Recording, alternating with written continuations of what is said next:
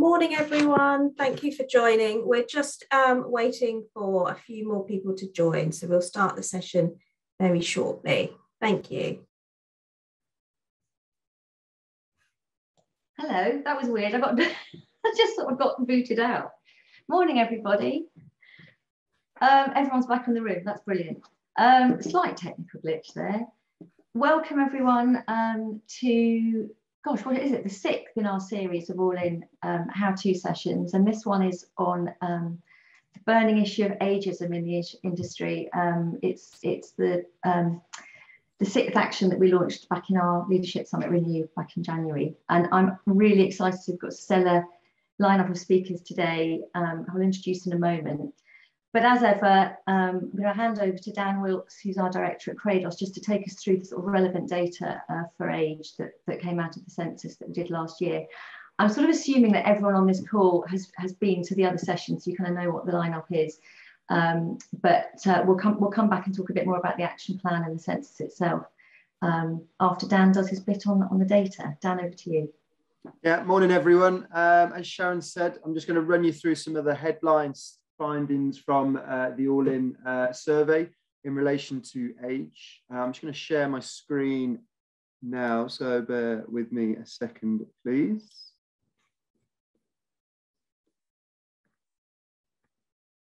that working for everyone? Yeah, excellent.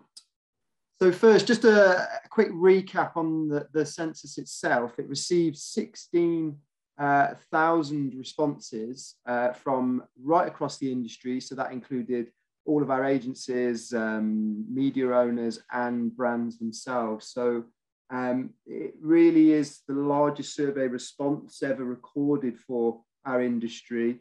But more than that, and this is as far as I know, and I've done some research into it, it's the largest diversity and inclusion survey of its kind ever conducted in the UK and possibly the world. I'm going to say that. It really was an impressive effort and engagement from the industry. We did some calculations, and we believe that it equates to an investment of almost £500,000 in terms of people's time filling it in. So, as I say, it was really impressive engagement from the industry. Now, the most, in terms of age and ageism, the representation and the findings around representation of age really delivered some stark findings for age. So those aged over 45 are significantly underrepresented in the advertising industry. So if you look at this bar chart here, the blue bars represent the findings from All In, so that's the advertising industry, and the yellowy sort of bars represent the UK working population average. So you'll see the industry is wildly overrepresented at the 25 to 34 age group. And then when it gets to 45 to 54, that's when it becomes much less representative compared to the UK working population. And you can see when particularly that 55 to 64 age group, you're way off the national averages there.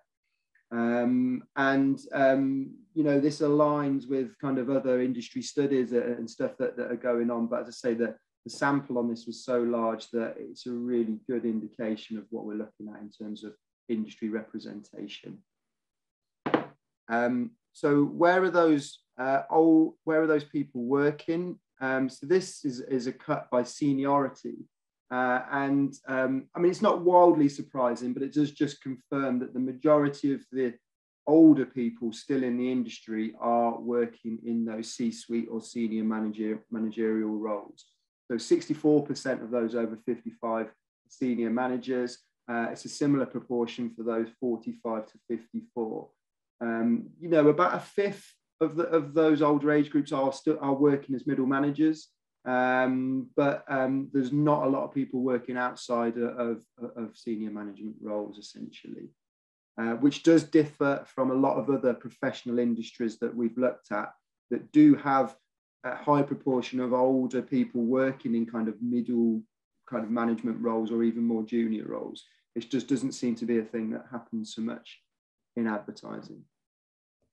One of the key kind of distinctions when we're looking at age is the differences between men and women. You'll see from this bar chart here is that the majority of women working in the industry are under 34 years old. And you can see, you know, you've got 58% of women in the industry under 34, which is a significantly higher proportion than the equivalent for men. And you see, you know, when it gets to 35 plus, there's really a bit of a turnaround. And this next chart really puts that into focus. So the dark blues on this chart represent the women by age group, and the yellows, the men. So you'll see in the younger age groups, you've overwhelmingly got a higher proportion of women working in the workforce. And that just gradually, well, not even gradually, quite quickly just scales off completely as you go through the age groups. So when you get to 45 to 54, that's when male representation becomes the majority, and that increases significantly as you go through the ages. So yeah, quite stark findings there. Now, anybody who's been on any of these sessions before, you'll know that for other diversity characteristics, whether it be race or gender or disability, we have lots and lots of examples of negative experience lived by those people in the workplace. Interestingly, when it came to age, the experiential questions that were filled in by people over 45 or over 55 were all pretty much positive. It was hard to find any specific negativity of experience amongst those older age groups. And I think that's probably to do with the fact that the majority of them are in senior management positions. So that, you know, they've been successful in the industry, and they either don't experience ageism or negative experiences, or they just kind of have a view of that's what it takes to get to this position. So, you know, a bit of a shrug of the shoulders. Some slight indications that we do have here were that of those age 55 plus, 42% believe that age limits career progress, which was quite a lot higher than the industry average. 12% said they had personally been discriminated against because of age, which again was significantly higher than the industry average. And 16% had observed age discrimination, which again was higher than the industry average.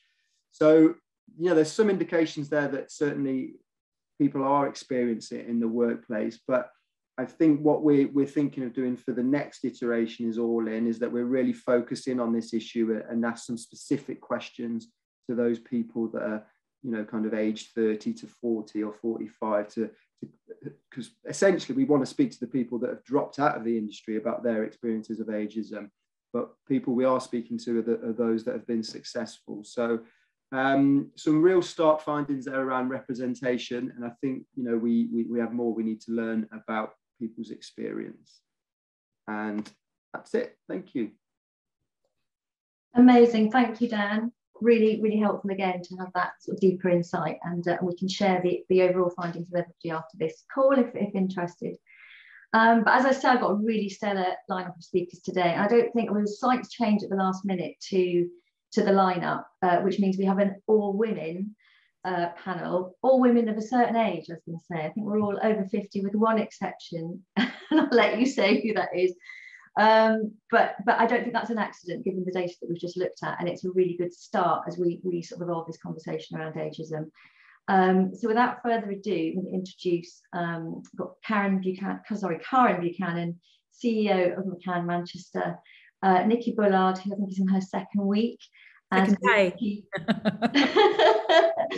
Group Chief Creative Officer at Mullen Lowe Group, Ali Owen, incredible Ali Owen, who's founder of Brixton Finishing School and Hoxton United, and then Charlotte Reed, who is Director at PR Centric and founder of 40 Over 40, fantastic initiative that I'm sure you're all aware of. So I wanted to start off, I'd like to hear from all of you about your different perspectives and the specific initiatives that you're working on. And then we can open it out to a bit more of a group conversation. Obviously want to allow time for questions as well. But Karen, if I can come to you first, I'd love to get your sort of take on the data, that deeper dive that Dan's just given us, and also to hear a bit more from your own experience in the industry. Yeah, oh, well, thank you. And thank you very much for having me. And a huge thank you to the Advertising Association and everyone involved for the All-In survey, because I always think until you have the data, you don't know what you've got to change. So I guess my thing, being a woman of a certain age, although I looked up a silver version of a fox is called a vixen. So I now am identifying as a silver vixen. But I think when I think about our industry and when I look at that data and I think our role that creativity plays in shaping culture and representing it, clearly we're missing the boat quite a lot in terms of, you know, how we're doing that. And I think I just wanted to touch on stereotypes actually, and I'm sure Nikki will elaborate on this, because there's two versions. First of all, how we represent older population in our work is still, you know, silver-haired people on cruise ships, golf courses, beaches, or maybe a Stena chairlift ad. Or the other side is a man on a Harley Davidson. It's really incredible. Once you look out for it, the representation of older people is still incredibly one-dimensional. And I'm sure Nikki will touch on that. But for me, the really interesting thing, because this is representative of our internal population, is our attitudes to older people in the advertising industry, in the creative industry. Because my experience is it's quite often around the language we use. So sometimes, for example, whenever we're talking about, oh, we need a fresh perspective, a fresh perspective is often associated with someone younger. You know, it's like, oh, we need a fresh perspective. And I was reading this really interesting article in the BBC that said that you are at your most creative in your 20s and your 50s.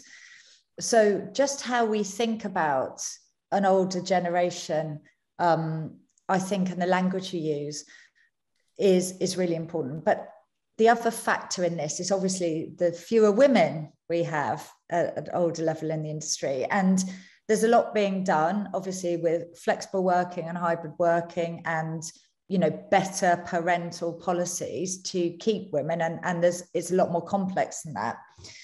But I also think, you know, how we talk about women in their 50s, it's brilliant that we've outed the menopause. So it's brilliant. And at the Cam Manchester, I had the great privilege of interviewing Louise Minchin on the sofa. It was the other way around about the menopause. And everyone afterwards said, oh, that's great. We're acknowledging it. We're talking about it. But when you think about all the language about the menopause, for example, it's like the end of something. So we talk about, you know, the negativity of the menopause, but actually, when you get through the menopause, it's a period of renewal. So you have more energy, more confidence, and that sort of regeneration. If we can start to think about that fact that older people are, you know, you're creative in your 50s. When you get older, you are more fearless, you have more confidence, you're more resilient, and it's a period of renewal. And I think the best creativity comes out of a spirit of fearlessness and confidence. So if we could start to embrace a different narrative around older people, I think that will start to influence how we view them in the workplace. So that's what I was going to say to kick things off. That's brilliant. Really, really well articulated. I think that's such a great point and a great way to start the conversation today. Thanks, Karen.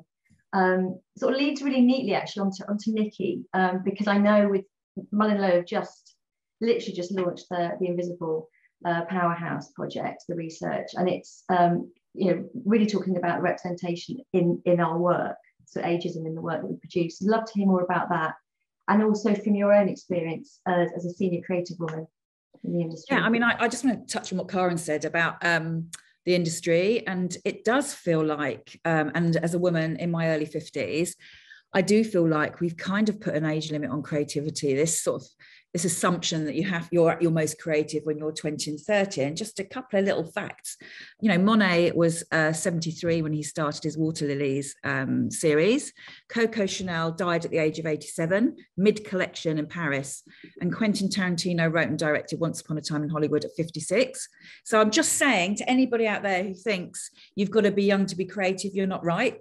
I think the other thing is when we look at other professions, such as the legal and medical profession, age and experience is really valued and revered. But in ours, you know, if you're over 50, it's like you're not invited to this wonderful party, which is the cool, you know, when everyone's drunk the Kool-Aid and aren't we cool as an industry. But what's really dangerous, if we're not reflecting older society within our creative departments specifically, how can we authentically reflect it back in culture if we don't have a deep understanding? And as you said, I'm so blessed, and I cannot take credit at all. I am day 3 actually into Mullen Low, but the report, and I saw it before I joined, The Invisible Powerhouse, is incredible because it's really looking into how we are, or more, how we aren't reflecting older society authentically as an industry and what we put into culture. Because everything we put into culture, I talk about the image library in our heads, right? So if you think about it, when I say to you, think of a doctor, a guy probably with grey hair and a white jacket might pop in your head. You haven't created that.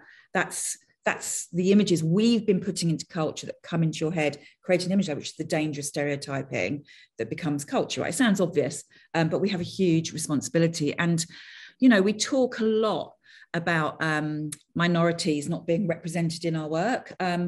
But this is a huge majority we're ignoring, and those minorities are part of that majority. So it's a double, triple, quadruple whammy for lots of people. And, you know, the report gave us sort of some really good insights. One, which I think we'll probably all agree, is that age is not an identity. So there's so many things that make us who we are. It's about interests, our lifestyles, and all of that. It's not our age. In our minds, none of us are old. So I know in my mind, I'm still probably 17 and in a nightclub most of the time in Spain somewhere. That's where I think I am. That's my happy place. But none of us are old. It's our bodies and our shell that ages, not what's in here. And whatever we're selling, they're absolutely buying. So older people use what we all use, right? They don't just sit on standard chairlifts and go on cruises. They are buying what we buy. They buy bread. Okay, we can show them in a supermarket buying bread. And the really dangerous thing that we can forget is they have more money than most of us. So, you know, that we know that over 50s control 50% of household expenditure. We know that, you know, 70% of all household wealth is controlled, it is belonging to that older generation. And then we get into representation. So only 12% of characters in ads, so lead characters, are people over 50, yet they're 47% of our population. It's there in front of us. They're the numbers, and we're just getting it wrong. And Karen was talking about the representation, and it just makes me cringe a bit, because if you're over 50, you're seen as frail and you need a special chair. You know, you're having weird conversations that nobody has with your neighbours about wills and equity release, and for some reason you have to repeat phone numbers 4 times, and then you're on a cruise, and then you've got a backache. I mean, it's not making the future look that exciting for all of us. And then there's one thing that really made me think, which is particularly in the world of e-commerce, for example, you know, we're filling in forms and we're being asked to put our ages in, and you look at those age tick boxes, right? You've got 18 to 25, 25 to 30, 30 to 35, blah, and then it goes 55, tick, and then there's no more boxes. And it's like, are you saying then that everybody over 55 has been put in one big box, which is exactly what's happening and how we're treating people? And that's 24 million people. So that was fascinating. And then what I loved about the report was that it really looked into the different outlooks of those people and discovered 7 different outlooks. And I'm not going to go into them now because it's a deep and rich report and I'll probably get it wrong. And I don't want to do that on my first week in my new job. But things like from social progressives who believe in change and the organic world and fair trade and political causes, to the caring conformists who believe in fair play, family, community, and sticking to the rules. And they're very different, you know, they're very different people. So the useful stuff that came out for me was, how do we not just look at what the problem is, but how do we deal with it?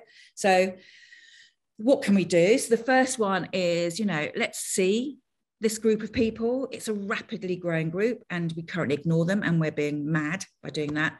Let's properly represent them. So, most over 50s, as Karen said, are not feeble and they're not late life triathletes, and sitting on Harley Davidson or jumping out of airplanes. Let's really look at that with authenticity.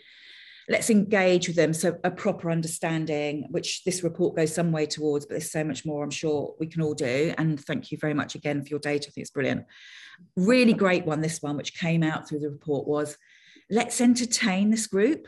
There's such a lack of humour. Everything's so, we're old, we're ill, we've got to think about our wills and our funerals. And it's like this age group grew up in what I personally believe is the golden age of advertising, where advertising was entertaining and a good laugh. And then finally, the biggest one is, and going back to where I started, was let's work with people who are over 50. Let's bring them into the agencies. Let's make them part of the conversation here, which means we can get the conversation more right when we're pushing it out there. So there's so much. The report's available, I believe, and I'm sure we'll put it out, but well worth a read. And we are missing a huge trick. I guess that's how I'd summarise how I feel.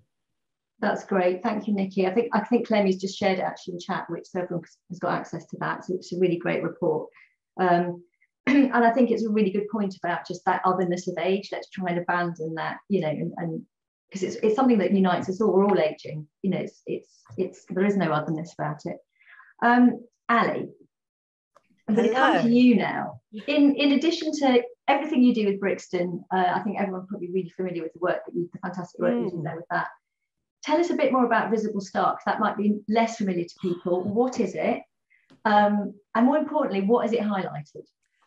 So first of all, I'm identifying as a queen ager today, which is like a vixen. I also define myself as in my early prime. Note the word early prime. So there's much to come. I'm also back off a 6-day fitness camp in Norfolk. There is nothing frail about me whatsoever. And I like cruises, but I've got no intention of taking on. Sorry about that. But just to say, and did you see my use of emojis? I'm not a technophobe. Look, person over 50-ish using like technology. But Visible Start is basically an amazing change-making project that BFS, Brixton Finishing School, did in collaboration with the Uninvisibility Project, and it's powered by WPP, which is designed to get women over 45 into our ecosystems and back into the workforce. And that could be returners, it could be people that were knocked out by the penalties of maternity, or it could be entry-level talent as well. So I think what was really interesting in Dan's research is we can really see this kind of water slide of doom at 45, where suddenly women seem to just disappear. If you're born after 1982, which I certainly wasn't, I'm older than that, you won't retire until you won't get state pension until you're 68. So what are you going to do for those 23 years? So really scarily, 1 in 2 women who are 50 now don't have any pension savings. You're also really denied opportunities and access to work. Your skills are not valued and ignored. I kind of call this the last ism. And I think if we were all honest with ourselves on this call, we've got an inner ageist, haven't we? All of us have got a little version of us who goes, oh, old people, oh, they're so slow. I remember I used to criticize, I used to see people turning up the text on their phones. I'm like, look at them using big type. Now, obviously, I'm like huge type status. My type is massive. But I used to be so bloody judgmental about everybody. So I am as guilty of this. And I think if we're all honest, we all are. But the reality is, it's a privilege for us to age. And if we acted towards those in their prime, like we do to other people from different backgrounds, like LGBT or say working class or differently able or race, if we did that kind of behaviours, that would be, that's completely unacceptable. So I think, Visible Start itself, we did outreach to women over 45 to persuade them that this was a potential opportunity. We wanted you back. We had 300 women sign up for an 8-week course that was launched in October last year. It was a pilot. It was a mixture of online kind of transformative confidence building experiences that funneled down through some really deep dives on the paid media and agency ecosystem, and ended up in actual jobs at WPP. So actually, out of the 300 women that took the journey, some weren't looking to renew their careers, but were looking to build confidence. Some were looking to break back in or get a job. We've actually now, since October, placed 17 women in full-time roles at WPP who are over 45. So when we talk about the talent crisis, there isn't a talent crisis. It's just that talent doesn't look like you want it to look. That's all. And for me, you've got like this massive amount of talent, huge amounts of transformative skills. If you can teach a toddler to eat broccoli, you can deal with any client.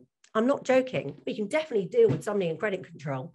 There's so much stuff out there what you don't value because we've been conditioned and institutionalized to not value it. Whereas if actually we step back and thought about all that kind of richness of experience you get as you go older, grow older, the fact is we're not frail. We're not going to, be dependent. I just think there's so many misnomers, and some of the experiences we discovered in this pilot, we've learned so much, and we're going to do it again this year. And Amy Walker's in the chat. Amy is a pivotal part of this. So I think she's brilliant as well as a WPP. So there's lots more information we can get. But the kind of things we learned were actually, it's not just the attitudes. So the women that work with us, they've had a tough ride. They've been rejected. They've experienced a lot of penalties when it comes to maternity and ageism, and that eats away at your self-confidence. So it was a bit about building their confidence back up so they could actually see themselves for the worth they had, not for the worth society had taken away. But when we actually were getting people in, there's definitely work to be done with hiring managers around perception of older candidates. So I don't want to manage somebody that's older than my mum. Imagine if you replace that phrase with somebody of colour or somebody who's differently able. Yeah, I mean, for Gen Z or, who, it's amazing how that's still acceptable.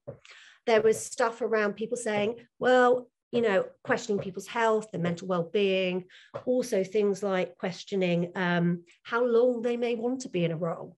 And we think 45 to state retirement at 68, that's 23 years, people, the older you are, the more loyal you are to a company. And I don't want to go over time, but you're much more likely to stay. So if we are trapped in this kind of maelstrom of constantly having to find new talent, there not being a pipeline, we've got a massive chunk of talent sat there that is more likely to stay in a role, whether that's because, and partly that's to do because it's harder for them to get another one, hate to say it.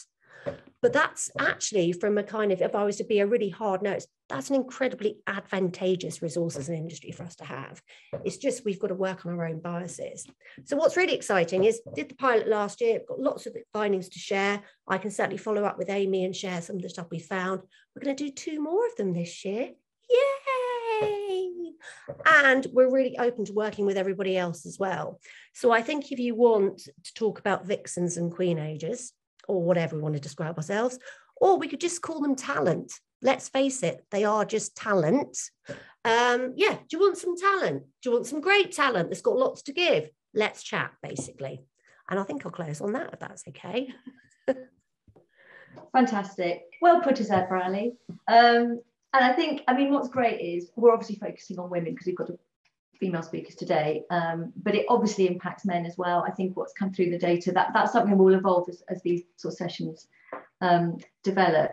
And there's obviously the ageism at the younger end of the spectrum as well, because we're obsessed with university graduates, so we lose, that sort of straight from school and really underrepresent under 24. Although I think, is it who's on the call? Is it Poppy who's brought someone very young onto the call today? I'm on that leave, so I could just see the top of somebody's head, but congratulations. So Shah, you've been very much an integral part of our working group on ageism and on this policy that you've developed at 40 over 40. I'd love to hear more about that. It's really the call to action for everybody on this call in the wider industry. So tell us more about the policy and what everyone can do as of today. Thanks a million. Thanks, Sharon. Well, I think just picking up firstly on Ali's point, it's so true. All of us, it's a fact, have unconscious bias. All of us. And that is from birth, by everything we experience throughout our life. And that is part of that is the adverts we're exposed to, as Nikki's saying, the images we see and have in our bank. We all have these unconscious bias. And I think no one has that kind of higher ground that, you know, I'm perfect, because that doesn't exist. We all have these things that are in us.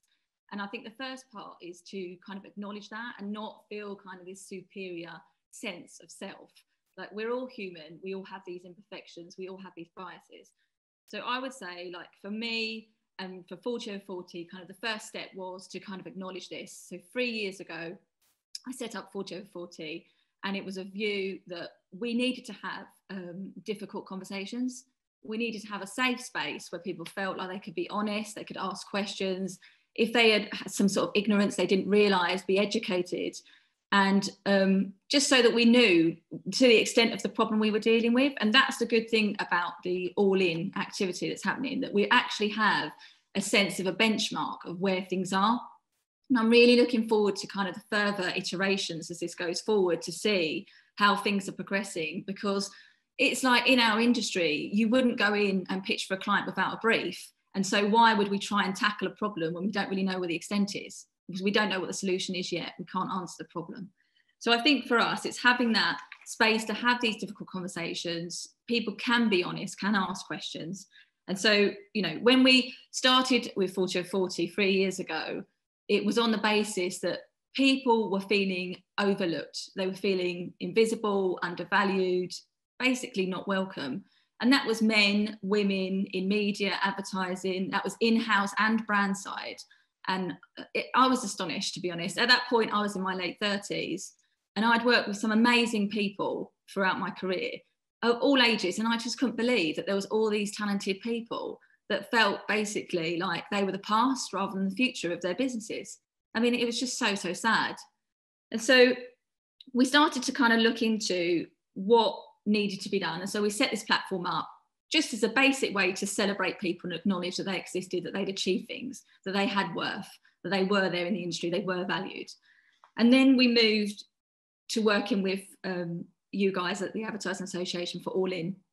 We decided that what did we need to do first, because it's a big problem. And as Ali said as well, it's an ism that shouldn't be tolerated. You wouldn't tolerate someone being judged on the colour of their skin, their gender, their sexuality. But for some reason, ageism has kind of slipped under the radar for such a long time as an acceptable, and it's not acceptable, it's not tolerable. And so we decided to look at the fact that there's a lot of resource that's poured into attracting new talent and getting people in the door. But if we can't keep them in the building, it's a waste of money, it's a waste of resources, a waste of time. And there are all these people, as we see, from the data, there's a big chunk that are in their kind of 30s, going into their late 30s, 40s. And if we could kind of get them engaged, maybe they wouldn't leave, maybe they wouldn't change industry. And so we looked at first retention. So we decided that what could we do to help these prime people who have got great experience to share knowledge bank, relationships, what can we do to keep them in the industry?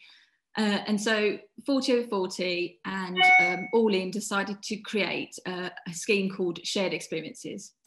And what it is, it's reverse learning, where it's kind of mutually beneficial. So it's not mentoring, it's not hierarchical, where I'm going to teach you something. It's shared experiences. And basically, it teams people with 15 years plus with someone who has got 5 years.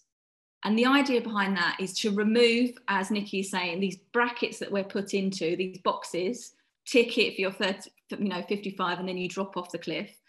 It's based on experiences, because we know people enter the industry also at different stages. So it's based on experience. And what you do is you learn kind of from each other. And we know that the benefits, since this launch, we've started to receive some positive feedback. And we tried to create something that wasn't so rigid that it couldn't be adopted by different agencies and businesses, because it's not a one size fits all. We didn't want to kind of dictate that. We wanted to give people the freedom for their HR teams, the boards, leadership, all levels to kind of be on board with this, basically. And the benefits are, it increases continual learning, basically, which is really important. It gives a sense of inclusion throughout the people that are involved. It shows everyone within the business that action is actually being taken rather than just words. It's real action. And it allows people to kind of share their knowledge in a very kind of open way with each other. And it's pairing people, not necessarily, you know, a creative with a creative. It could be people in different roles, again, to share knowledge and experience. And I think the kind of key thing for us at 40/40, and I know also for the All In, is that action is starting to be taken. People are doing things about these issues that existed. You know, we're in 2022. This can't be ignored anymore. It's not lip service. You know, people leaving, you're not going to get them back. They're changing changing careers. So I think we need to understand that if we start having these actions taken, we create these safe spaces for conversations to happen where people can be honest, that I'm hoping that we can kind of move forward and that everyone feels more empowered to make some change, basically. Fantastic. Thanks, Shah. Any comments? We've slightly gone over on time, so I'd love to hear from attendees on the call if there's any. I know, Kelly, you've made a couple of comments. You made a really good point about senior people in the industry versus older talent that weren't necessarily in a senior position. Did you want to ask something specifically around that, or should we just open it out to the panel?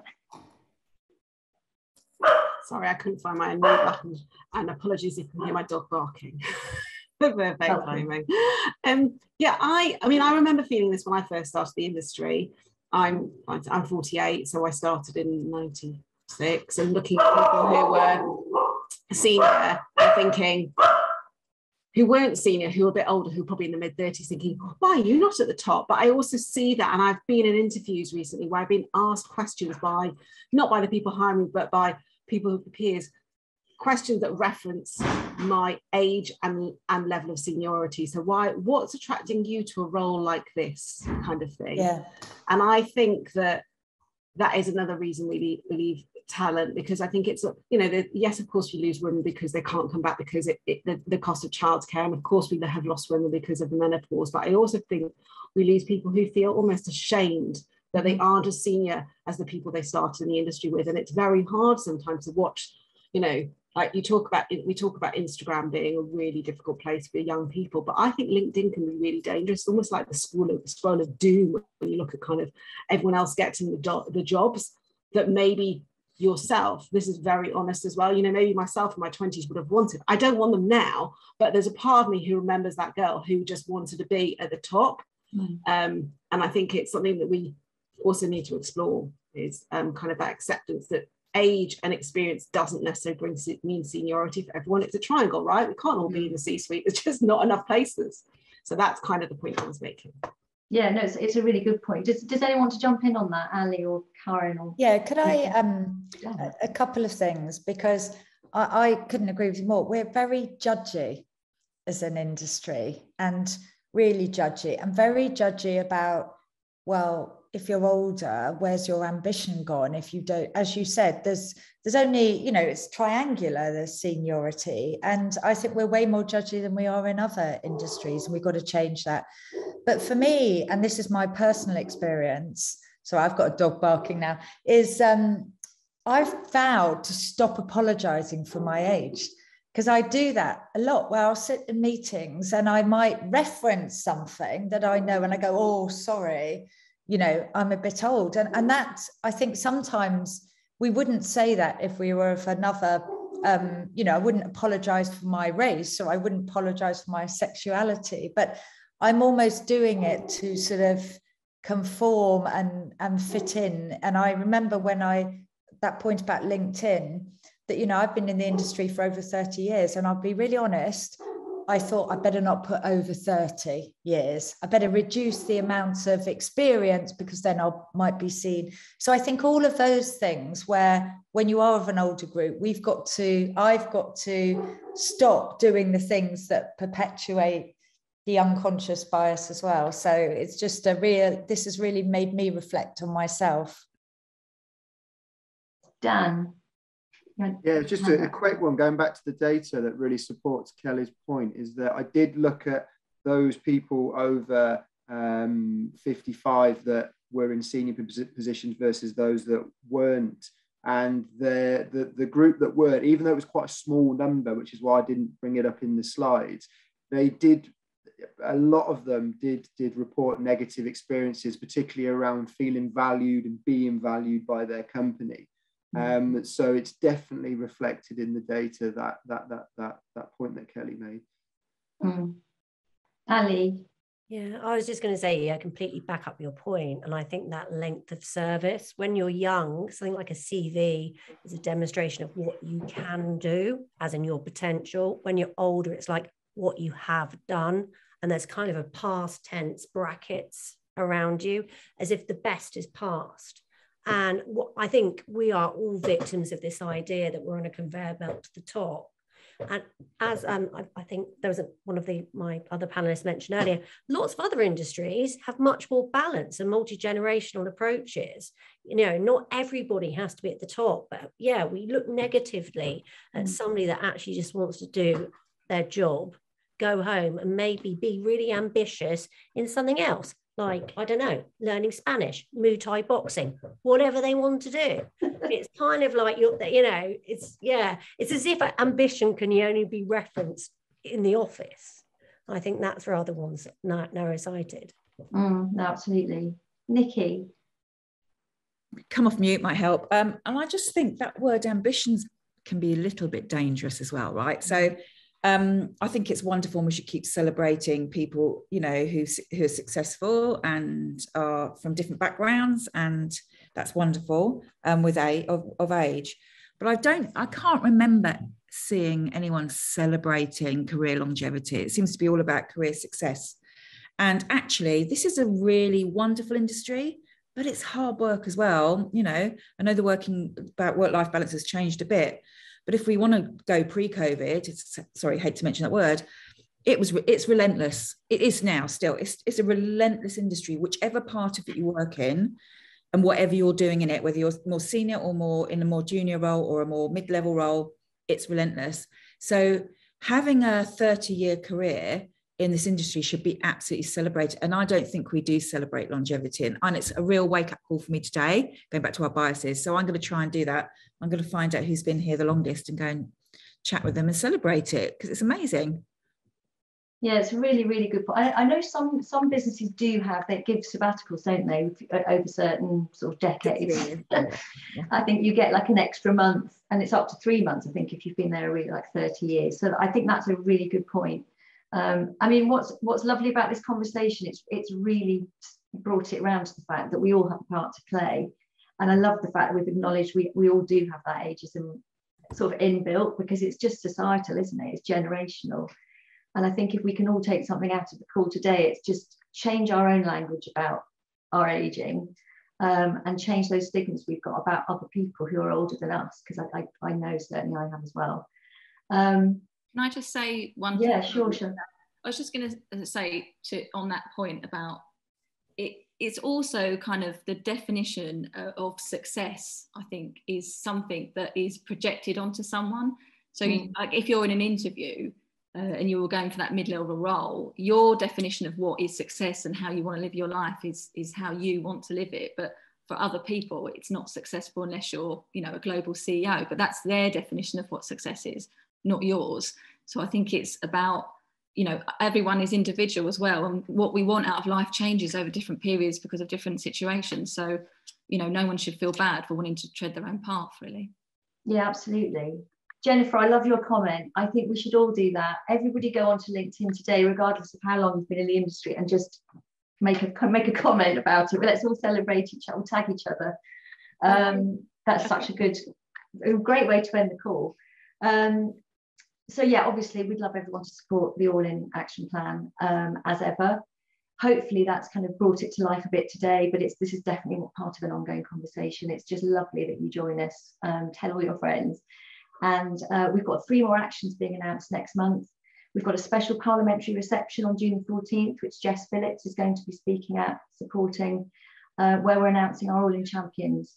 So again, for every business on the call, we'd love you to apply. It just means you've got to evidence that you've adopted all the actions so far. And that means out of today's call, you're going to employ the the shared experiences policy, and it's really ripe for adapting, isn't it? Being that we know, because the AA is a really small team, we're finding our own way of doing it. I think it's just about having conversations with your team and making sure you don't sit in your own silo, in your own sort of grouping, whatever that is. So any questions, get in touch with us as a team. But thank you so much to Karin, Ali, Nikki, Charles, Dan, Bina, for putting it all together and doing all the hard work. And see you all soon. Thanks for coming.